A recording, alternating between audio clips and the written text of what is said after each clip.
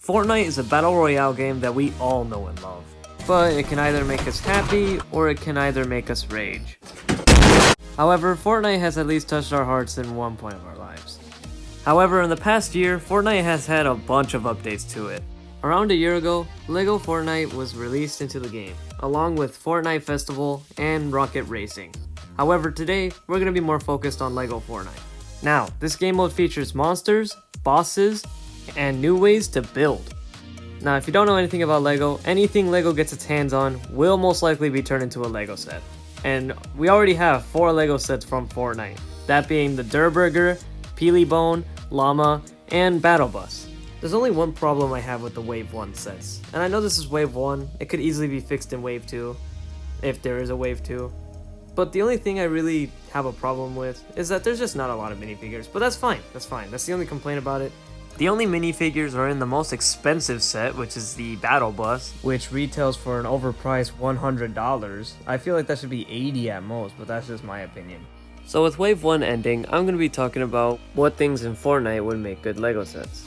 So now with all that being said, let's get into some of the ideas that I have for this. Anyways guys, I give you things in Fortnite that should be LEGO. The first one on our list is the Durr Burger restaurant. In this LEGO set, there will be 4 minifigures. Now I don't know how a good price would look like, but judging by the size of the set, I'd make it to where it's about $100 to $120. The set's minifigures would include Beef Boss, Sizzle, and 2 other minifigures. But because there are a lot of Fortnite skins to choose from, I'm just going to refer to them as, well, Fortnite skins. So 2 other Fortnite skins. Now to make the build more fun, I feel like they should be able to make the roofs removable on both floors. So basically, there's jumper plates along the blue lining, so that way they kind of stick together and are stable, but they are able to easily pop off without breaking anything.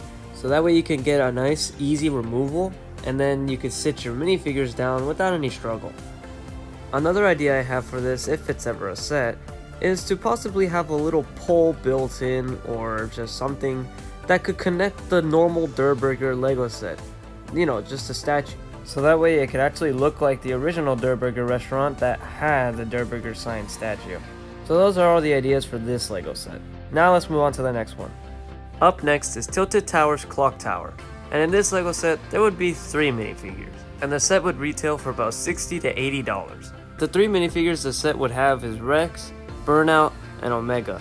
The reason why I choose these skins in particular is because every time I would go to Tilted Towers at Chapter 1, I would always be killed by one of these guys. So I'll include them in here. Now there's not really much you could say about a massive clock tower. The clock tower would already look cool as hell as a LEGO set. But how do you make it capture the real field of Fortnite? Well, what you do is you just add some builds around it. You make it look like they're fighting using builds. Now I don't know how LEGO would ever make builds. I mean, like I said, it's barely the first wave.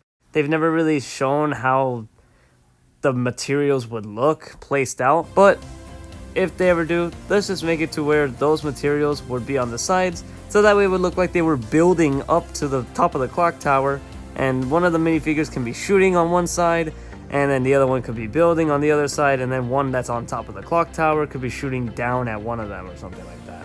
So instead of just building the clock tower, now you have other things on the sides that you can build so it can look like an actual battle. Our next set is Tomato Temple, specifically this part of Tomato Temple right here.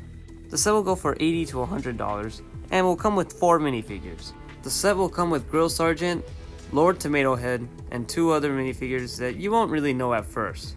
Now while that does sound weird, I have a reason for that. And the reason for that is because of this loading screen. And the LEGO set is supposed to be a before to what happened in this loading screen with a few changes.